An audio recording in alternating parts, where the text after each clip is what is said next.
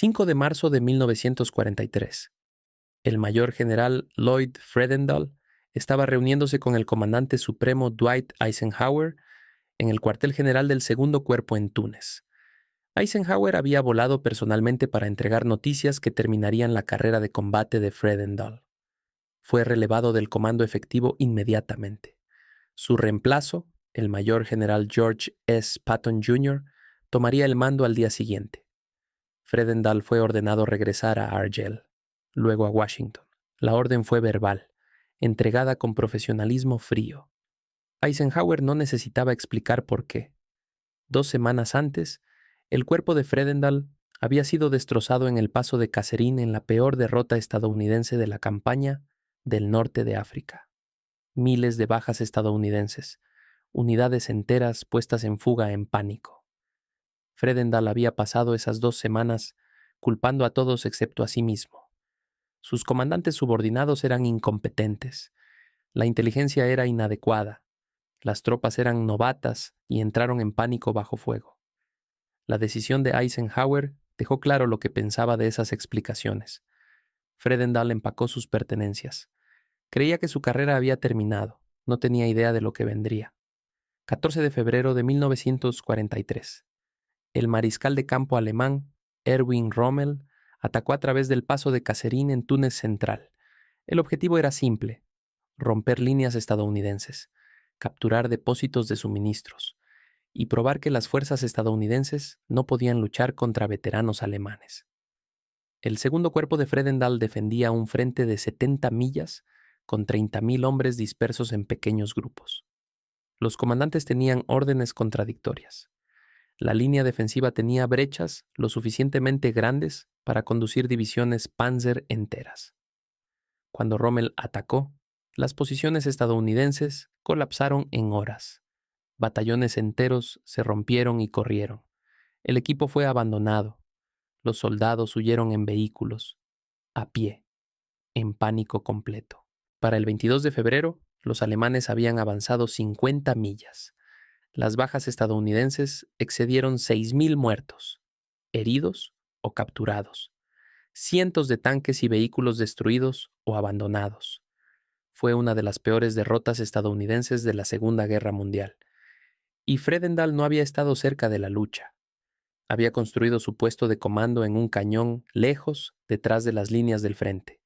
Según la mayoría de los relatos, 80 a 100 millas de las posiciones adelantadas.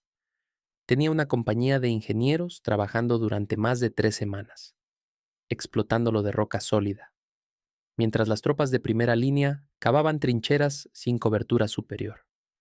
Mientras los ingenieros detonaban dinamita para despejar la vista de Fredendall en Speedy Valley, 30 millas de distancia, sus hombres escuchaban un tipo diferente de explosión, el sonido de los 88 alemanes atravesando la delgada armadura estadounidense. Un hombre estaba construyendo una fortaleza para sí mismo. Sus soldados estaban cavando sus propias tumbas con trincheras poco profundas en el barro tunecino congelado. Rara vez visitaba unidades adelantadas. Daba órdenes por teléfono a comandantes que nunca conoció.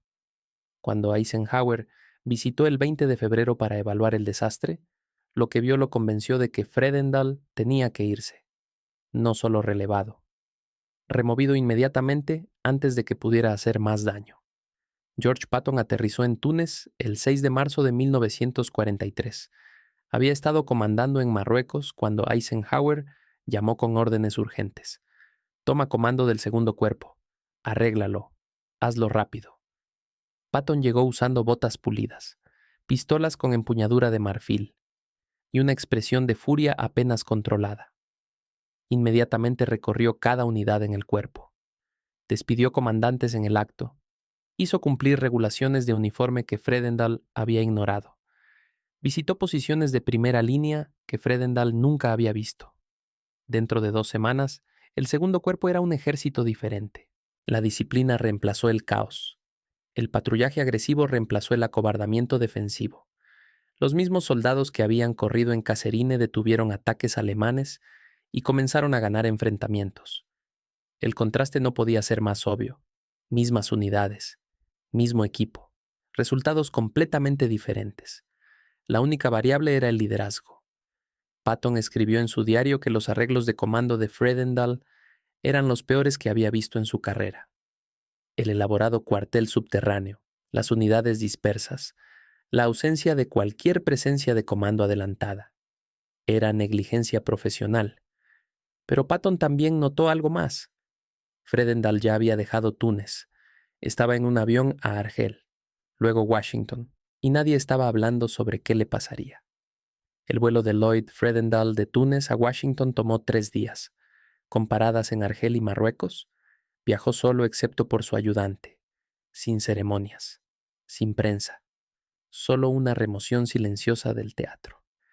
El avión aterrizó en Bolling Field, afuera de Washington, el 16 de marzo de 1943.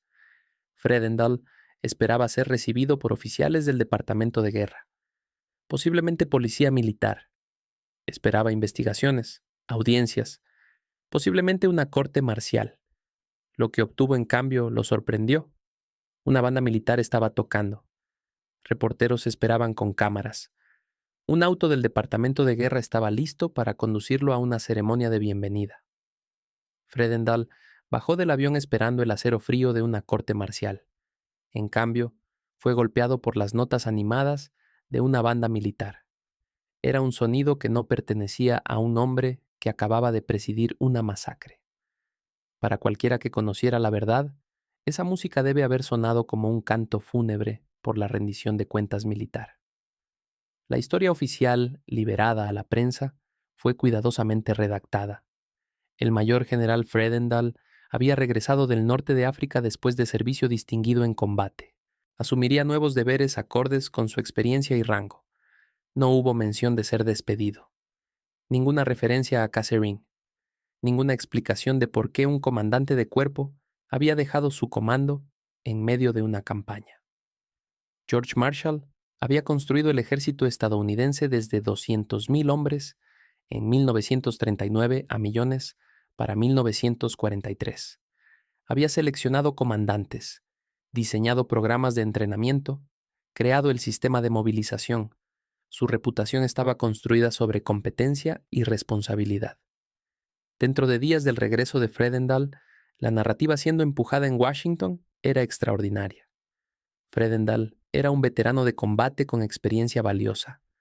Sus perspectivas serían invaluables para entrenar ejércitos aún siendo movilizados. Reporteros que intentaron preguntar sobre Kasserine fueron desviados. Los detalles operacionales no podían ser discutidos por razones de seguridad.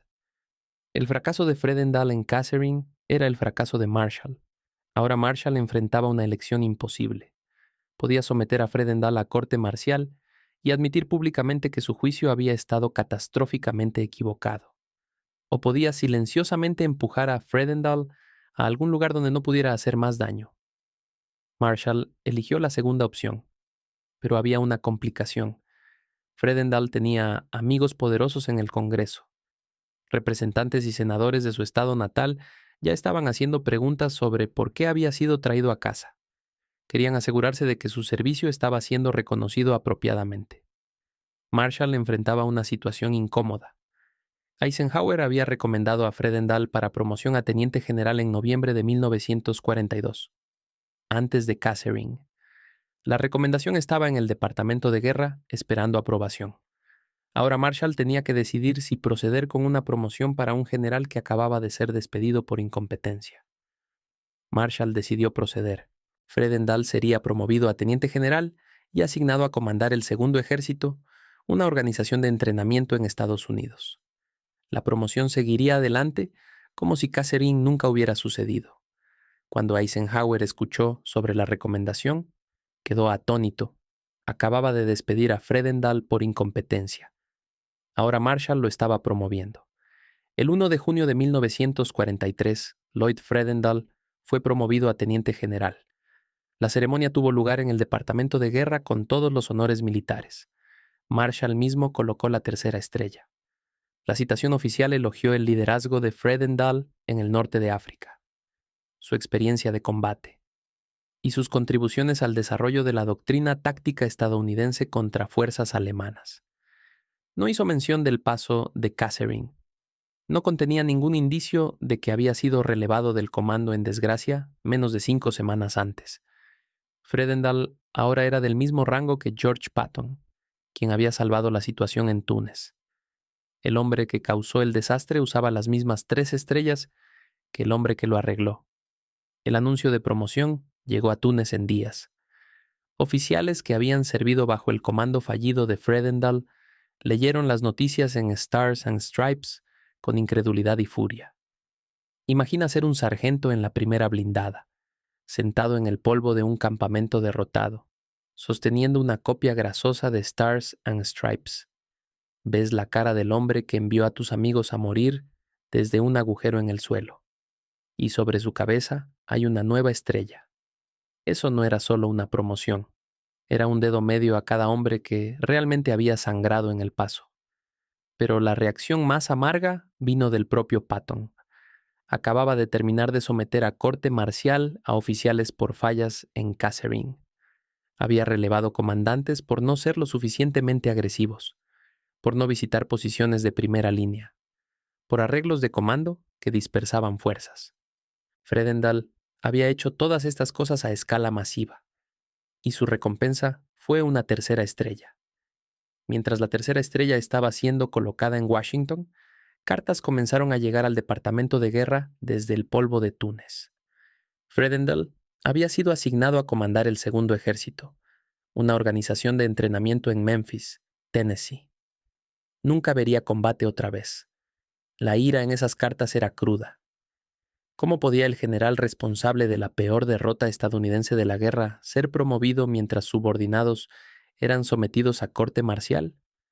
¿Por qué los hombres que siguieron sus órdenes estaban siendo destruidos mientras él usaba 3 estrellas en Memphis? La respuesta de Marshall siempre era la misma. El registro del general Fredendall habla por sí mismo. Su asignación actual hace el mejor uso de su experiencia y habilidades. Las decisiones de personal se basan en las necesidades del servicio. Lo que Marshall no podía decir públicamente era la verdad. Las conexiones congresionales de Fredendall hacían políticamente peligroso despedirlo. Sus poderosos amigos en Wyoming habían dejado claro que cualquier desgracia pública desencadenaría investigaciones y audiencias. Marshall había protegido la institución. La decisión estableció un precedente que perseguiría al ejército por el resto de la guerra. Las conexiones políticas podían proteger a generales incompetentes de las consecuencias de sus fallas. El contraste con otros comandantes de Kasserine hizo la promoción de Fredendall aún más grotesca. El mayor general Orlando Ward comandó la primera división blindada bajo Fredendall en Kasserine. Ward había protestado las órdenes de Fredendall de dispersar su división a través de 70 millas. Había advertido que las disposiciones eran indefendibles. Fredendall lo anuló. Cuando llegó el ataque alemán, las unidades dispersas de Ward fueron derrotadas en detalle exactamente como él había predicho. Ward luchó desesperadamente para contener la brecha, moviéndose constantemente entre unidades, tratando de organizar una defensa coherente. Después de Kasserine, Patton relevó a Ward a principios de abril de 1943 durante la batalla de seguimiento de El Guetar. Patton sintió que Ward se había vuelto demasiado cauteloso, traumatizado por el desastre que las órdenes de Fredendall habían creado. Ward fue reasignado a deberes administrativos como jefe de artillería de campo, aunque más tarde regresó al combate con la 25ª División Blindada en 1945 y tuvo una distinguida carrera de posguerra. El relevo efectivamente terminó su trayectoria de comando en tiempo de guerra, en el momento en que Fredendall estaba siendo promovido. La purga de oficiales de la era Kasserine continuó incluso después de que el ejército comenzó a ganar bajo Patton. Comandantes regimentales que habían seguido las órdenes de Fredendall fueron sometidos a corte marcial por las fallas que esas órdenes causaron. Comandantes de batallón fueron relevados por no mantener posiciones que Fredendall había hecho imposible de defender. Estos oficiales no tenían protección congresional, no tenían conexiones políticas lo suficientemente poderosas para salvarlos. Pagaron el precio mientras Fredendall era promovido. Patton observó esto desarrollarse con disgusto. Era un hombre que creía en un código místico antiguo del guerrero. Para él, Fredendall no era solo un mal general, Era un pecado contra la profesión de las armas. Cada vez que Patton tenía que saludar a un hombre como Fredendall o verlo usando las mismas 3 estrellas, era un recordatorio de que incluso en medio de una guerra que terminaba el mundo, el club de viejos amigos era lo único que permanecía a prueba de balas. Le dijo a su estado mayor que el ejército estaba castigando a las personas equivocadas. El comandante de cuerpo que causó el desastre estaba seguro en Tennessee usando 3 estrellas.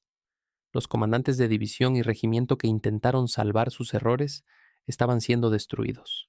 Era una lección sobre política militar que Patton nunca olvidó. La competencia importaba menos que las conexiones. Asumir responsabilidad era suicidio profesional. La culpa podía ser desviada hacia abajo siempre y cuando tuvieras amigos en Washington. Dwight Eisenhower observó la promoción de Fredendall desde el norte de África con silencio público cuidadosamente mantenido.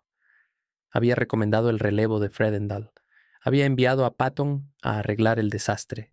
Sabía exactamente cuán mal había fallado Fredendall, pero Eisenhower no solo se quedó en silencio. Participó activamente en el encubrimiento. Escribió a Marshall apoyando la idea de dar a Fredendall una bienvenida de héroe. Su razonamiento era brutalmente político. Si el público estadounidense se enteraba de que un comandante de cuerpo había sido despedido por incompetencia, destruiría la moral nacional. Mejor ocultar la falla que arriesgar la confianza pública en el ejército. Eisenhower nunca protestó la promoción. No escribió memorandos disidentes. Hizo conocer sus puntos de vista solo a su Estado Mayor inmediato. Años después, el jefe de Estado Mayor de Eisenhower explicó por qué. Eisenhower era comandante aliado supremo en un teatro donde fuerzas estadounidenses, británicas y francesas tenían que trabajar juntas. No podía permitirse una guerra política con el Departamento de Guerra sobre decisiones de personal. Si desafiaba el manejo de Fredendall por Marshall, crearía enemigos en Washington que podrían socavar su autoridad en el teatro. Así que Eisenhower hizo un cálculo frío. Trabajaría dentro del sistema en lugar de luchar contra él. Esta decisión daría forma a su estilo de comando por el resto de la guerra. Cuando otros generales fallaban, Eisenhower los relevaría silenciosamente. Los reasignaría a posiciones sin combate. Y dejaría que el Departamento de Guerra manejara las relaciones públicas. Nunca volvería a intentar responsabilizar públicamente a comandantes fallidos. La lección era clara. La competencia militar importaba menos que la supervivencia política. Y Eisenhower eligió sobrevivir. La explicación real para la promoción de Fredendall no era mérito militar, era política congresional, y la prueba humeante estaba escondida en un árbol genealógico que la mayoría de la gente nunca había examinado. La familia de Fredendall tenía conexiones profundas con la maquinaria política de Wyoming. Su padre había sido protegido del senador Francis E. Warren de Wyoming. Warren era el suegro del general John Cho Pershing. Este árbol genealógico de poder militar y político hizo a Fredendall intocable. Marshall mismo era exayudante y protegido del general Pershing.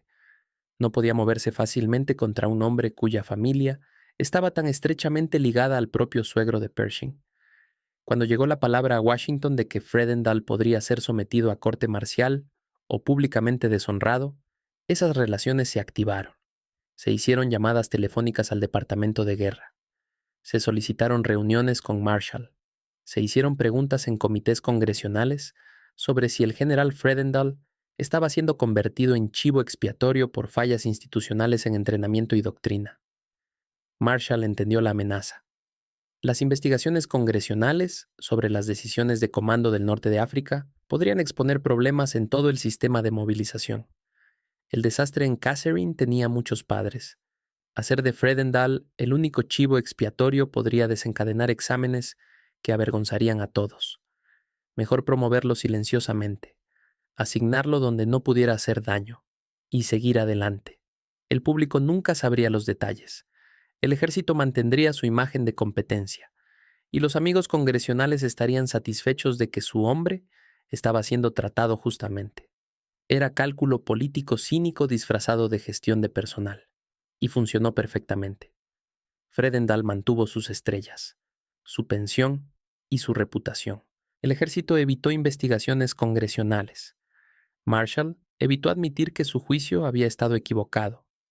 Todos ganaron excepto los soldados que habían muerto en Kasserine y los oficiales competentes cuyas carreras fueron destruidas. Fredendall pasó el resto de la guerra en el segundo ejército en Memphis, entrenando divisiones de infantería. Por todos los relatos, era adecuado para el trabajo. El entrenamiento requería competencia administrativa, no juicio de campo de batalla. No surgieron escándalos de su cuartel general, pero todos los que sirvieron bajo él conocían su historia real. La tercera estrella era protección política, no logro ganado. El cinismo que esto creó se extendió por el cuerpo de oficiales.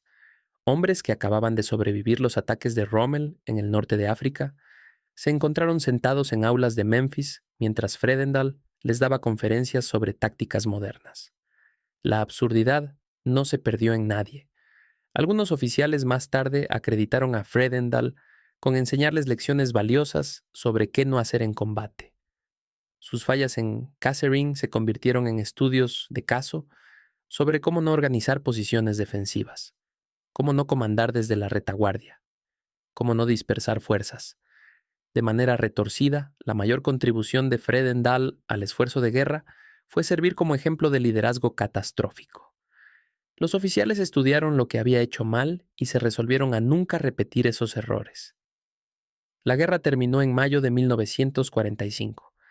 Fredendall permaneció en el segundo ejército hasta junio de 1946. Luego se retiró con el rango de teniente general con todos los honores. Su biografía oficial lo listaba como un distinguido veterano de combate que había servido a su país con honor. El desastre de Kasserine fue mencionado solo brevemente en historias oficiales. La mayoría de los relatos se enfocaron en la habilidad táctica de Rommel y la inexperiencia de las tropas estadounidenses. El nombre de Fredendall apareció en notas al pie, no en capítulos. Vivió silenciosamente en California hasta su muerte en 1963 a los 79 años. Nunca escribió memorias, ni dio entrevistas sobre Kasserine. Nunca abordó públicamente su relevo o la controversia de promoción. Las memorias de 1951 de Omar Bradley, Historia de un soldado, contenían un párrafo devastador sobre Fredendall. Bradley escribió que Fredendall había vivido en un puesto de comando excavado de roca sólida 80 millas detrás de las líneas mientras sus tropas vivían en trincheras, que había comandado por teléfono en lugar de presencia personal y que su relevo estaba completamente justificado. Los diarios personales de guerra de Patton, publicados después de su muerte, fueron más francos. Mientras Bradley estimaba el búnker, estaba 80 millas atrás. Patton, nunca uno para subestimar, lo registró como 100 millas completas de los hombres muriendo. Llamó a Fredendall un cobarde que enviaba hombres a morir mientras construía ese búnker. Llamó a la promoción una desgracia para el servicio. Sus informes oficiales habían sido mucho más moderados para mantener el decoro militar. Las memorias de Eisenhower fueron más diplomáticas pero igualmente condenatorias. Escribió que el relevo de Fredendall fue necesario para el bien del servicio y que la decisión fue una de las más claras de la guerra. Pero ninguno de estos relatos cambió el hecho de que Fredendall se había retirado como un general de 3 estrellas con una pensión cómoda, mientras mejores oficiales habían sido destruidos por fallas menores. A finales de los años 1950, Marshall fue entrevistado por su biógrafo oficial, Forrest Pugh, sobre sus decisiones de guerra. Le preguntaron sobre la promoción de Fredendall. La respuesta de Marshall fue reveladora. Marshall defendió la decisión en términos institucionales. Destruir a Fredendall públicamente habría requerido procedimientos de corte marcial, que habrían expuesto cuán no preparadas estaban las fuerzas estadounidenses a principios de 1943. Las tropas eran novatas, la doctrina no probada. El entrenamiento había fallado contra veteranos alemanes. Incluso Rommel había notado esto. Promover a Fredendall a un rol de entrenamiento enmascaraba el hecho de que todo el sistema había estado no preparado. Protegía la reputación de la institución mientras lo removía del combate. Marshall nunca dijo que lamentaba la decisión, pero el tono defensivo sugería que conocía el costo. Las consecuencias de este compromiso resonaron por el resto de la guerra. estableciendo un sistema donde la falla podía ser sobrevivida con protección política, mientras oficiales ambiciosos aprendían que cultivar relaciones congresionales importaba tanto como habilidad táctica. Era un sistema donde la falla llevaba a promoción, mientras el éxito era opcional, donde las conexiones políticas importaban más que soldados muertos, donde el sistema protegía a los culpables y castigaba a los inocentes. Los soldados pagaron el precio. En el paso de Catherine, más de 6.000 estadounidenses se convirtieron en bajas debido a la incompetencia de Fredendall. Después de la guerra, las familias de esas bajas se enteraron de que el general responsable había sido promovido mientras sus hijos estaban enterrados en el norte de África. A menudo hablamos sobre salvar apariencias políticas como si fuera un crimen sin víctimas, pero cada estrella en el hombro de Fredendall fue pagada en cuotas agonizantes por familias en Wyoming, Illinois y Nueva York que recibían telegramas que no ofrecían promociones. Ofrecían solo una bandera y un agradecimiento hueco. En Washington salvaron una carrera. En el norte de África simplemente llenaron un cementerio. El hombre responsable del desastre en el paso de Cacerín se retiró con todos los honores. Una pensión de general de 3 estrellas. Y una reputación protegida por los hombres más poderosos del ejército. La historia es escrita por los ganadores, pero a veces también es editada por personas demasiado avergonzadas para admitir que eligieron al hombre equivocado, porque en la guerra la competencia es negociable, pero las conexiones son para siempre. El caso Fredendall expone una verdad incómoda sobre organizaciones militares en democracias. Los ejércitos no operan en vacío político, responden a líderes electos, dependen de financiamiento congresional, y generales con conexiones políticas fuertes tienen protección que competencia militar sola no puede proporcionar. Marshall entendió esto mejor que nadie. Como jefe de Estado Mayor, su trabajo no era solo ganar guerras, era mantener apoyo político para esfuerzo de guerra. Si eso significaba proteger generales fallidos con amigos congresionales poderosos, era precio que estaba dispuesto a pagar. Esta lógica tiene cierta coherencia brutal. Una investigación congresional hostil sobre fallas de comando podría haber expuesto problemas sistémicos en preparación del ejército. Podría haber socavado confianza pública. Podría haber generado cuestionamientos sobre juicio de Marshall en seleccionar comandantes. Pero esta lógica también crea corrupción moral. Establece que conexiones políticas importan más que competencia, que oficiales con amigos correctos pueden sobrevivir fallas que destruirían otros, que sistema recompensa relaciones en lugar de resultados. Para soldados sirviendo bajo tales comandantes, mensaje es claro y devastador. Tu vida puede ser sacrificada por incompetencia. Pero si comandante incompetente conoce personas correctas, será promovido mientras tú estás enterrado. Este cinismo infectó cuerpo de oficiales estadounidense. Oficiales jóvenes en Túnez, viendo promoción de Fredendall, aprendieron que mérito militar era solo un factor en avance de carrera. Relaciones políticas importaban igualmente, posiblemente más. Algunos oficiales respondieron cultivando propias conexiones políticas, escribiendo cartas a congresistas de estados natales, asegurándose de que familias tenían contactos en Washington, construyendo redes que podrían protegerlos si fallaban. Otros se volvieron cínicos sobre todo sistema. Si incompetencia podía ser recompensada y competencia castigada basándose en política, ¿qué sentido tenía excelencia profesional? ¿Por qué arriesgar vida en combates y conexiones importaban más que coraje? Este cinismo era particularmente pronunciado entre oficiales que habían visto combate. Sabían diferencia entre buenos y malos comandantes. Habían vivido consecuencias de mala generalship. Y ahora veían que sistema recompensaba lo que habían experimentado como catástrofe. Patton personalmente absorbió estas lecciones. Como hombre con ambición feroz y ego masivo, entendía importancia de política. Pero también tenía código personal que hacía imposible operar como Fredendall había operado. Patton creía en estar adelante con tropas, en compartir peligros, en liderar desde frente.